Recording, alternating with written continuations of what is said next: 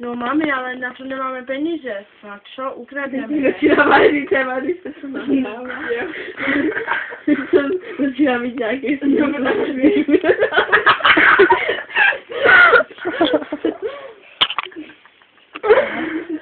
A půjdeme do banky a ukradneme tam brejle, jo? Tomu velkému pánovi.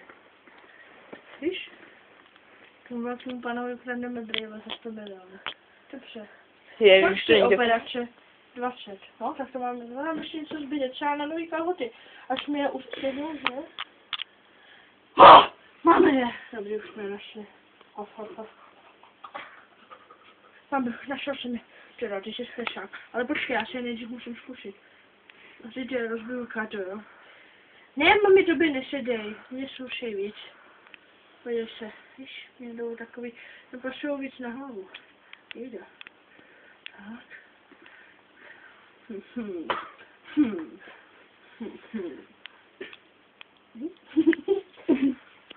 Tak jo. Teď jdeme na tu operaci. Tak, dobrý den, tady se zavněte na sál. Novička. Bude to trošku bolet, ale to nevadí. No, mě to bolí už teď. Tak, vy si tady sekněte do čekárny a čekejte.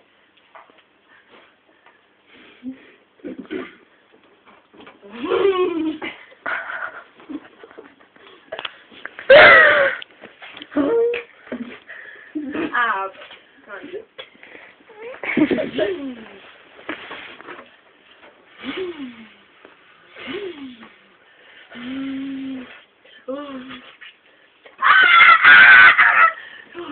už mám taky krásně malé nožičky. Třeba. Díky moc. Mami! Mami! Ty jsi nemůžím počítat. Propadají. Pešák. Já vím. Počkej, musím si koupit nový důlok. Děkuji, že mi šlapeš po těch večer, samozřejmě.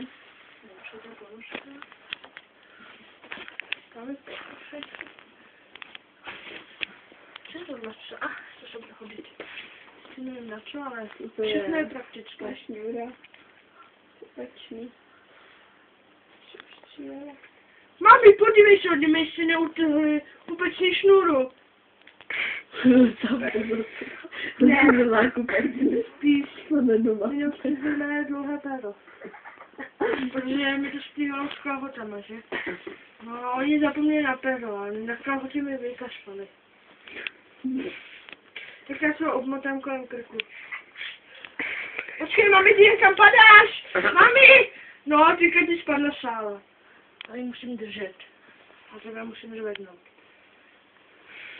No, vidíš, už zase si tu svoji podělanou dlouhou černou sálu budeš muset navlíkat 3 hodiny. Děvko. Co jsi mi tu řekl, ty šuldo? Řekl jsem ti děvku, protože mě tak šereš. Cože? Tak šoky. Ty ne taky spát. No, mami, taky dobře nevypadneš. Mě už to nebaví natáčet. Tak to nenatáči. Tak už si